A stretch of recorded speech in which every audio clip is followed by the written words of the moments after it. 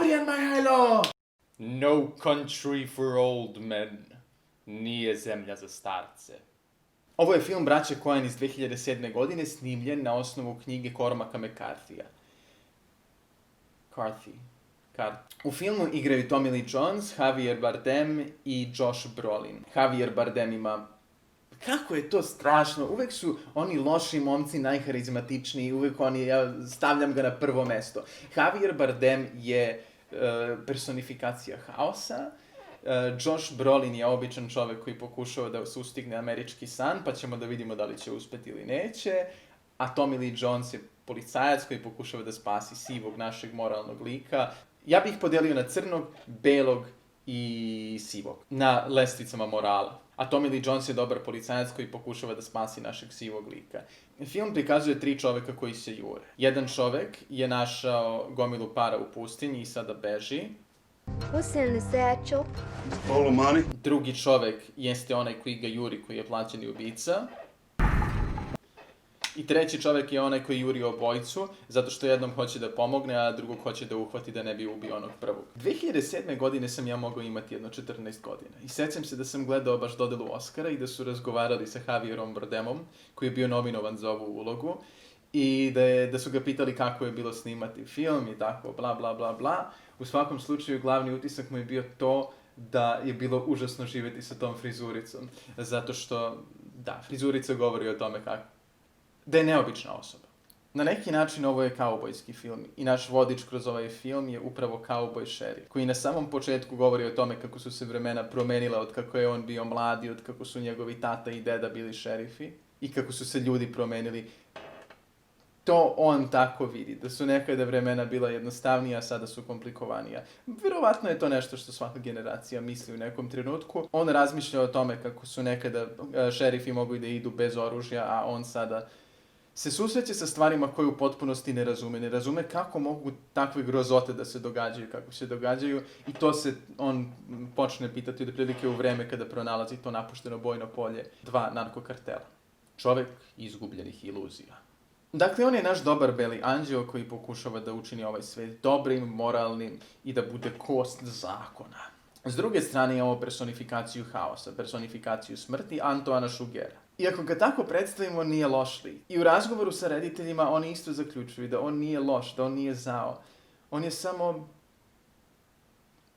ako bismo smrti dali lice. On ima povod za ono što radi. Dakle, njega šalje narkokartel da povrati novac. I samim tim taj njegov povod nije dobar. Ali s druge strane, to je samo povod. On je kao ajkula koja mora da pliva da bi mogla da diše. On mora da radi ono što radi. A s druge strane, on to vidi pre kao poziv. Dakle, čak i ne kao posao. On to vidi kao poziv koji on mora da radi. Ali ako on može da da šansu nekome da ga ne ubije, on mu tu šansu da u vidu sreće.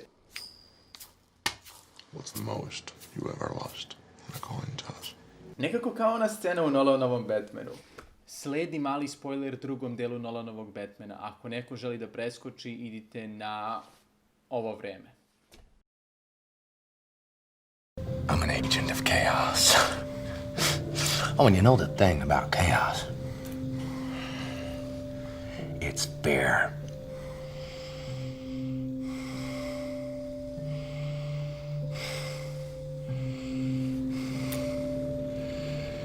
You live.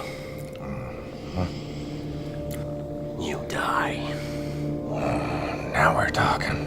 Dakle, on prihvata da je ovaj svet u kome mi živimo svet sreće, a ne svet dobrog ili zla.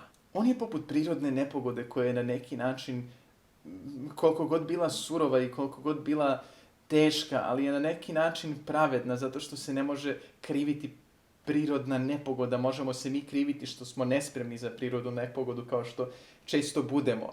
Ali sama prirodna nepogoda je nešto što prirodno dođe. I treba biti spreman za to, ali ne kriviti kišu. I tako se oni jure levo-desno. Čika koji juri američki san, Čika koji želi da ga ubije i Čika koji želi da spasi Čiku koji juri američki san. Zato što daj da jurimo svi svoje snove. I mislim da to jeste na neki način poruka filma, ali do toga ćemo doći na kraju. Ovi likovi mene nekako podsjećaju na Hemingwaya. Kao da su svi oni ljudi mora. Zato što su svi očvrsli, svima je tvrda koža. Istina, oni nisu onog lepog plavog mora ljudi, već su pre ljudi peščanog mora. Prva dva su ljudi peščanog mora, a treći je čovek crvenog mora. Šerif se u jednom trenutku nađe u društvu čoveka koji se smeje na šta komentariše i ja se ponekad smejem. Ako razgovaramo o veštini pravljenja filma, ovo je možda jedan od najuspelijih filmova braće Coen. Toliko malo elemenata on sadrži, a s druge strane toliko ih lepo raspoređuje i toliko film čini dobro povezanim. Dakle, ono što je Mališa hteo da kaže, a nije uspeo zato što se zbunio, jeste da je film otprilike kao kada bi žonglirali 3, 4, 5 loptica. Relativno je malo elemenata koji su u pokretu, tako da ih je veoma lako pratiti, ili nam se makar čini da ih je lako pratiti, zato što nije veliki broj tih elemenata, ali je i dalje veoma zanimljiv, zato što su loptice i dalje u vazduhu i stalno su u pokretu, plus one su jako fino povezane. Svi ti elementi su dobro, skladno povezani. Ovaj film nije poput trailera za prvog Deadpoola. Have you seen this man? On nije čak ni poput svog trailera.